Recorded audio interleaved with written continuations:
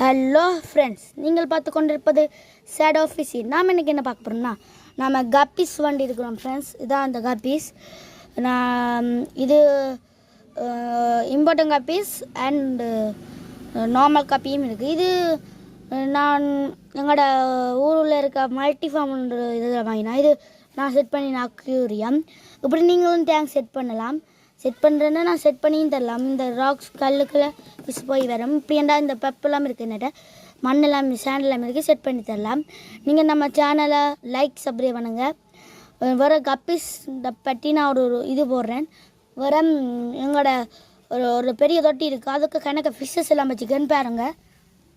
இதுதான் அந்த fishes. Gold fish, mollies, balloon mollies எல்லாம் நிற்கிது.